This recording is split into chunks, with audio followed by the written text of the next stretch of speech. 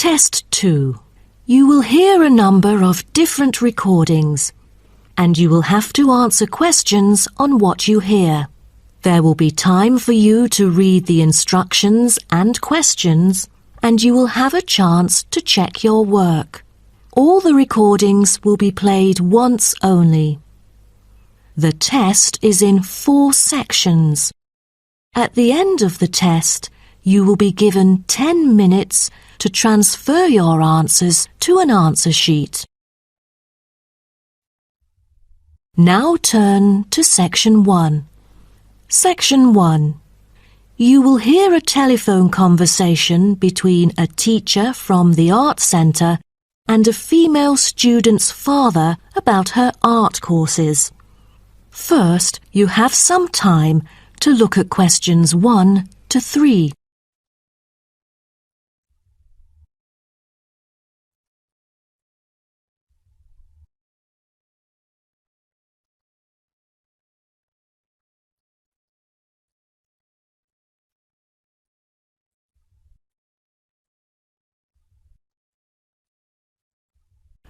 Now we shall begin. You should answer the questions as you listen, because you will not hear the recording a second time. Listen carefully and answer questions 1 to 3. Good afternoon. May I speak to Emma's parent? Afternoon. I'm her father. Who am I speaking to? This is Emma's teacher, Jane Carson, calling from the Arts Centre. I'm just calling to talk about her drama class at the centre. Oh, thank you for calling. How's Emma doing in drama class? You know, she just transferred here last month, unlike the others in her class who have been taking the course the whole semester since June. So I'm a bit worried that she might not fit in so well. There's no need to worry. She exhibits a strong performance in her drama class. Is that so? Yes, she didn't adapt to the new environment as quickly as I originally expected, and seemed a bit shy at first, but a few days later she made a couple of friends and became more talkative and also more involved in class. Emma really is a role model for others because she has always been an active participant during class. She voices her own ideas and is very creative. I didn't expect that, but I can tell that she really enjoys the course because she's been talking about it at home frequently these past few weeks. That's great to hear. Interest is always the best teacher. I also have to inform you that there's been an adjustment in the timetable of the drama class next term. Why is that? It's not that the music room that we currently use isn't available.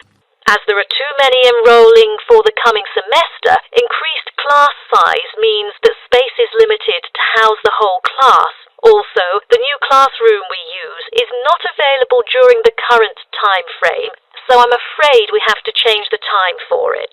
I see. So when would it be? As you know, the current class begins at 3:15, but the new time of the drama class would be 4:45. I'm afraid I have errands to run during that time. On the other campus, the class still begins at 3:15, but for the campus Emma goes to, it is the only time available for drama class. Oh, I see. I have to make adjustments to my course schedule then. No problem. Before you hear the rest of the conversation, you have some time to look at questions 4 to 10.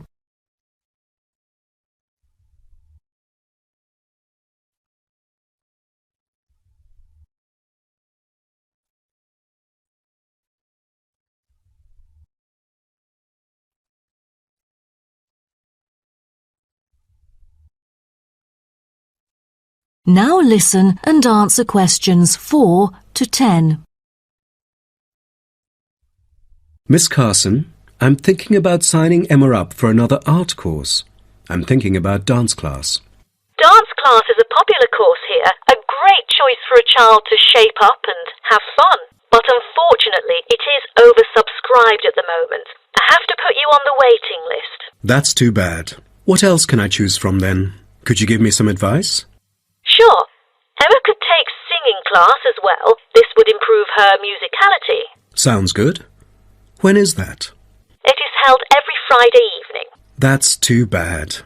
Emma already has a swimming class earlier that evening. It will be too late for her to come home if she takes this course.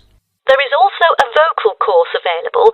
Emma's got a great voice. I'm sure she'll stand out in the class. Tell me about it. The vocal course starts at 4:30 p.m. every Tuesday. It isn't fully booked yet. Great teacher, experienced and beloved by students. The price is a bit higher though. How much is it? It's $110. Oh, that's too much. Way over our budget. We have to cover the extra cost if we choose it. Or maybe Emma could take music class. What is it about? Learning about songs and musicals. Well, the students have the opportunity to play different instruments like the piano, drum and so on. They can also learn to write music under professional guidance. That's exactly what Emma is eager to learn. How much would it cost? It was $63 last term, but this term it is $85, $22 more than the original price. We can afford that. When does the course begin? The course starts on September the 7th. Can we start 1 week later, on September the 14th? My daughter will be on a trip to France with her mum on the 7th. No problem, and the teacher for the class is Jamal Curtis. Just contact him if you have any further questions regarding the course. Jamal Curtis? How do you spell Curtis? Oh, it's Curtis. Thank you.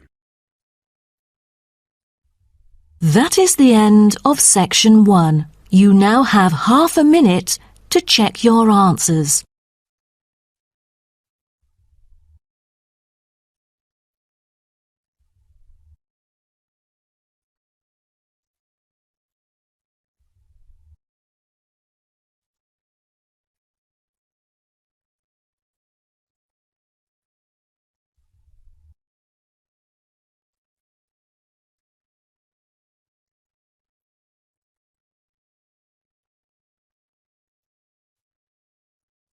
Now turn to Section 2.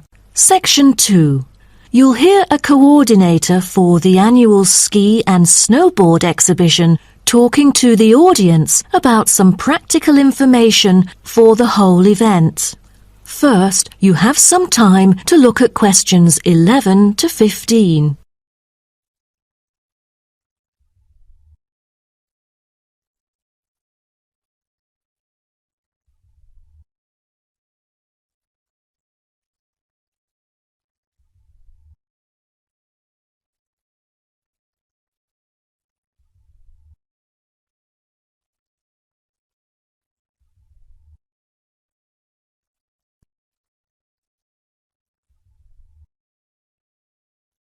Now, listen carefully and answer questions 11 to 15.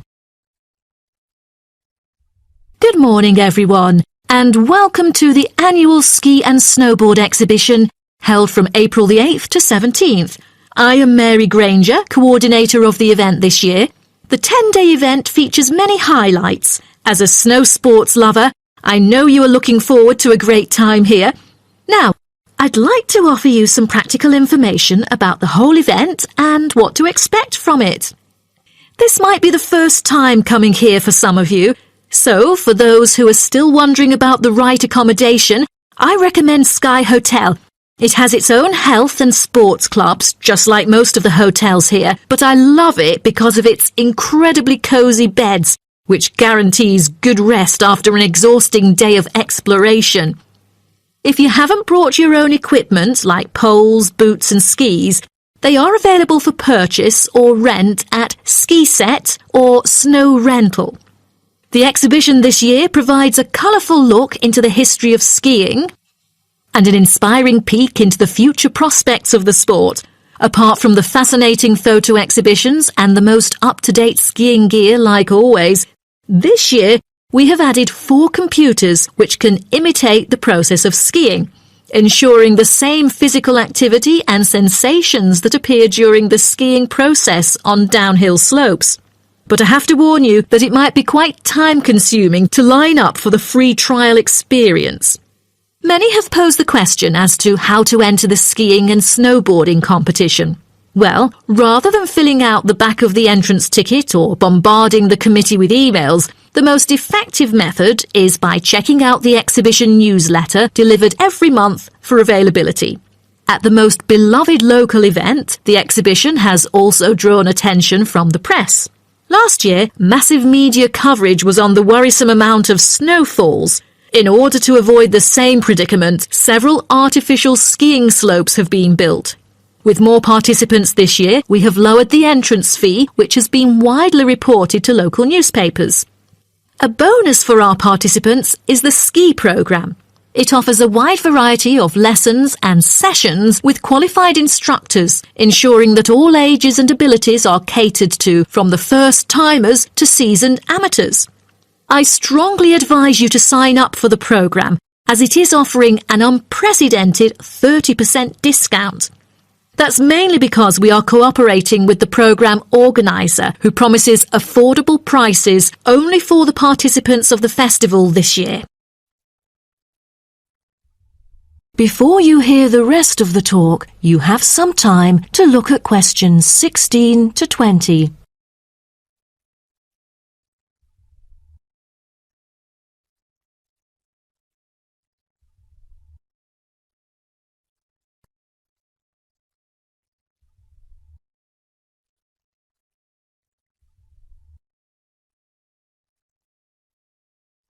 Now listen and answer questions 16 to 20. Now, I would like to introduce you to the list of presentations during the following week so that you can better plan your schedule. The first presenter, Simon, is one of our best ski instructors. As an experienced instructor, he will inform you about the dangers that face skiers and snowboarders. Accidents happen mostly to those who are careless or ignorant. Good risk management involves considering both the probability and consequences of an accident. The next speech, titled Solution, is given by Jamie Kurt. A list of problems may occur to novice skiers and snowboarders, so he is going to offer useful information for first-timers on choosing the appropriate gears, the right dress code, and ways of protecting your skin. For instance, some of you may have rented the skiing equipment, but rental footwear is notoriously uncomfortable. Then, Jamie will provide instructions to help make your footwear fit better.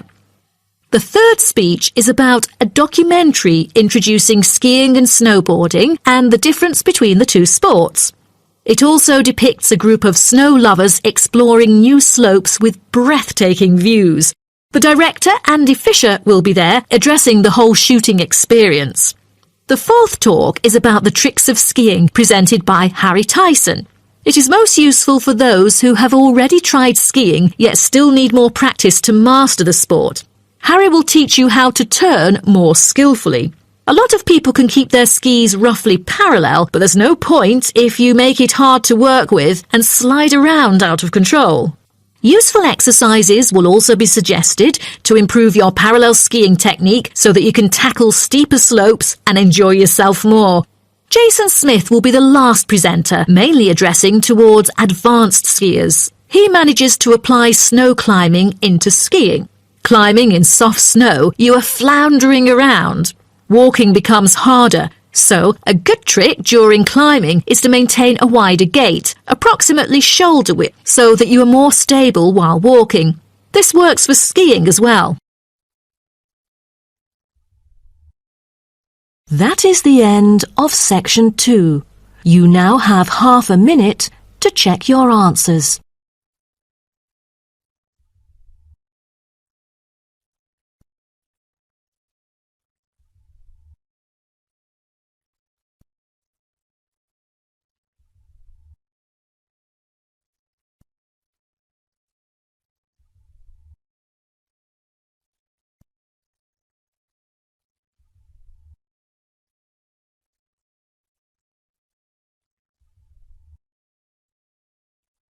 Now turn to section 3. Section 3. You will hear a student called Jerry discussing a pedagogy course with his tutor. First, you have some time to look at questions 21 to 23.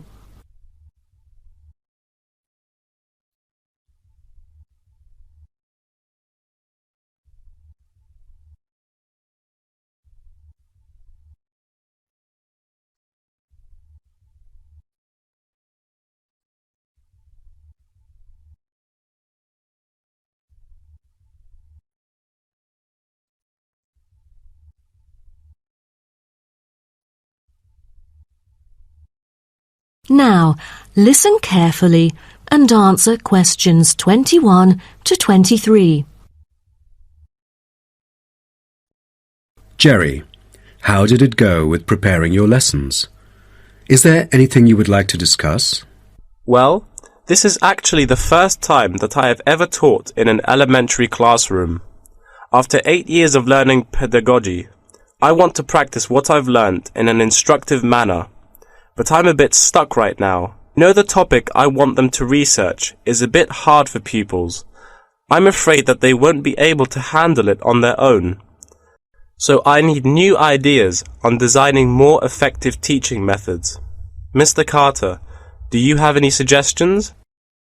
Well, you should probably read this book called Professional Learning, written by J.K. Simmons.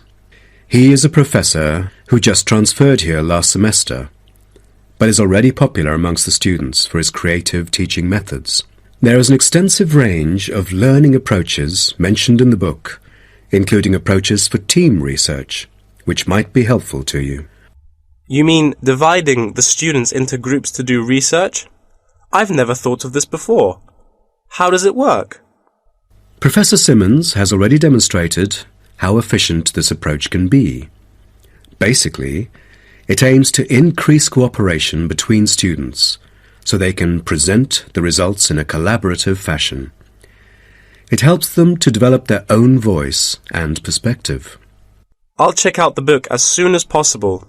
It seems I can borrow some of the essential concepts and work them into my course design.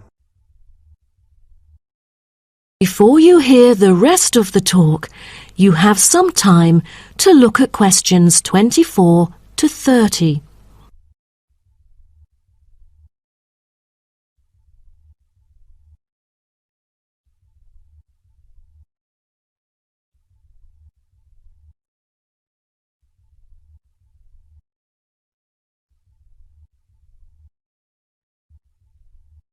Now listen and answer questions 24 to 30. Well, I was thinking maybe I could use both observation and non-observation as a part of my teaching methodology. Could you take a look at my teaching plan? Sure. What kind of observational methods do you have in mind? For the observational part, I intend to include two approaches. First, the pupils can assess each other's behavior. I feel that reviewing fellow students through criteria-based reference evaluation allows constructive feedback. It can also improve their understanding of the subject material.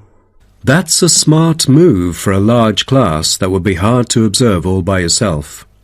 Also, you might want to get the feedback from several different individuals rather than just one. So how do you plan to carry out the peer assessments? Oh, every pupil will be required to write a diary, which includes group projects, presentations, and in-class discussions. They'll put down their remarks. I'll collect them on a regular basis, which can also help me see whether they can keep up or not. Good. What else do you intend to do? Besides that, I also plan to do video recording. I've already purchased a camera, just in case I miss anything important. I can go back and review their performances anytime I want. Would you record every in-class activity? No, I'll just keep track of an in-class simulation, which would require every pupil to fully participate. Students will act as members of a city council meeting, discussing issues like whether or not prohibition should be instated in the United States. This kind of teaching method is both inspiring and challenging. I can't wait to see how yours works out. Do send me a copy of the assessment afterwards, will you? No problem. So, what do you have in mind for the non-observational approaches? Well, my plan is to quantify the statistics. Numbers do not lie. It is the most direct way to measure their performance. See how well they've learned. Where does the data come from?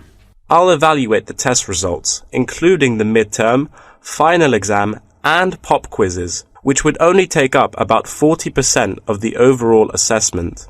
Sounds like a lot of tests and assignments.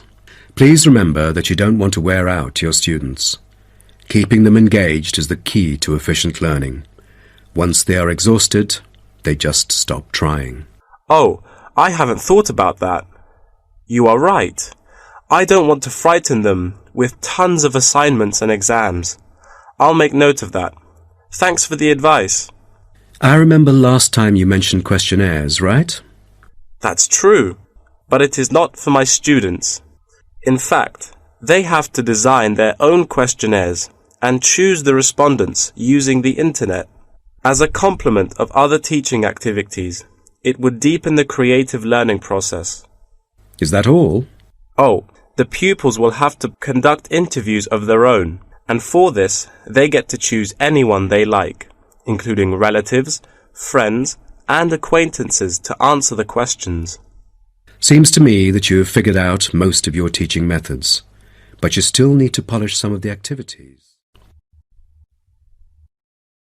That is the end of section 3. You now have half a minute to check your answers.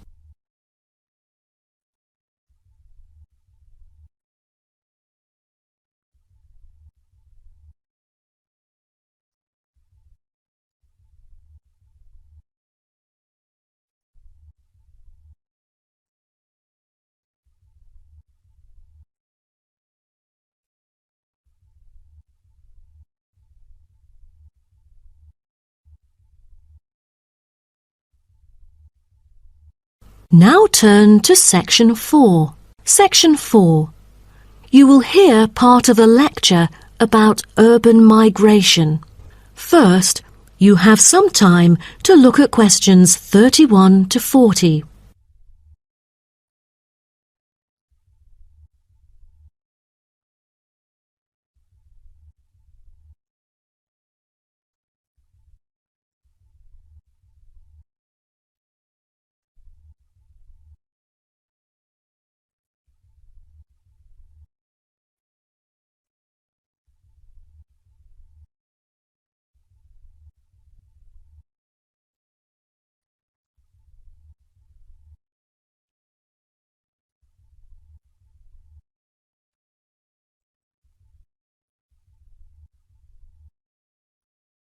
Now, listen carefully and answer questions 31 to 40. Good afternoon, and welcome to my talk on urban migration today. The world has experienced unprecedented urban growth in the recent decades. As much as 3% of Earth's landmass has been urbanized, an increase of at least 50% over previous estimates. Today, people living in cities already outnumber those in rural areas, and the trend does not appear to be reversing. In addition, cities have larger amounts of carbon consumption than rural areas. This is a result from two major aspects. First, with the increase of urban population around the world, the massive construction of urban infrastructure and residential housing is hard to avoid. Second, urban households have a higher rate of car ownership and use more gasoline products. Even though rural exodus is often negatively judged, there are also benefits of migration shared by the local environment and the society as a whole. Well, firstly, global trends of increasing urban migration and population urbanization can provide opportunities for nature conservations, particularly in regions where deforestation is driven by agriculture. As rural dwellers leave their homes, local forests are left to recover. What's more, it is easier for city dwellers to get around. Living in the country means transport can be very difficult. For instance, after midnight there are no buses or taxis in the countryside. However, there is still a number of public transport modes to choose from in the city. Finally, with more funds and advanced technology, cities endeavor to produce clean energy. New power plants have been built to take harmful methane gas created by the decomposition of rubbish and convert it into electricity. By doing so, an important greenhouse gas is turned into useful energy rather than being directly emitted into the atmosphere. The hustle and bustle of city life offers women the opportunity to explore different professions and pursue their own careers. Women in cities work as engineers, managers, and even football players. This change of roles has affected their marital status and family life. More women are choosing their careers over marriage, which raises the graph of late marriages. As a result, more are remaining single well into their late 30s. They want to be independent and earn money on their own. It is also easier for them to get a promotion while working in the city. Women are slowly achieving wider participation at work, while in rural areas the mindset is still very conservative.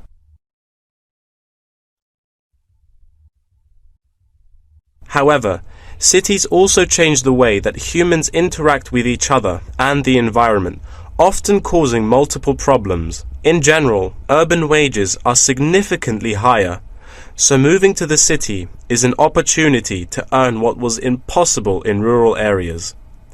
However, the wage difference is often offset by the higher cost of living and absence of self-produced goods, including subsistence farming. A sizable proportion of new corners attach greater importance to money and gradually abandon their former way of life, thus risking losing their culture.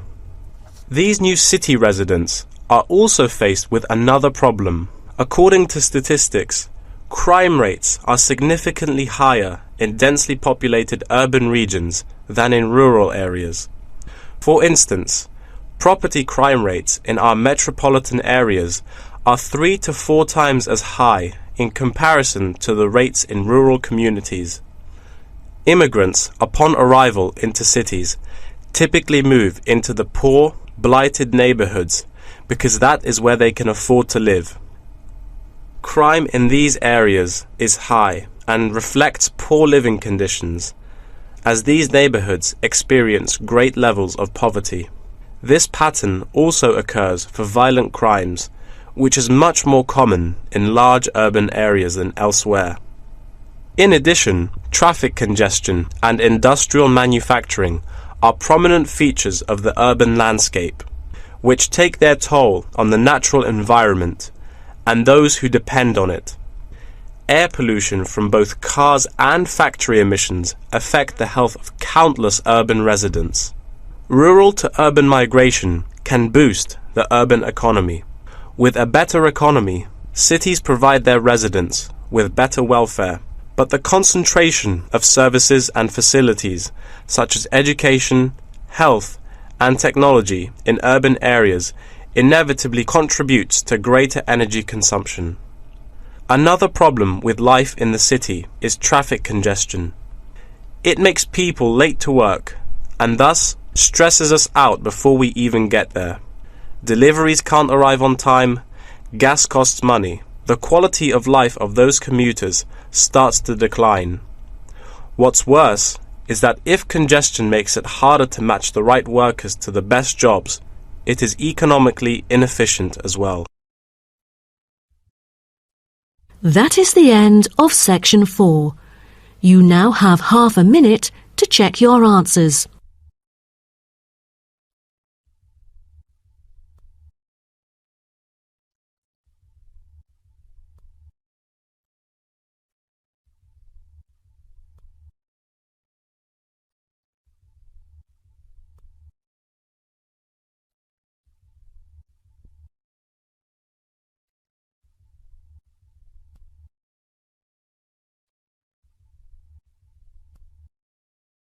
That is the end of the listening test. You will now have 10 minutes to transfer your answers to an answer sheet.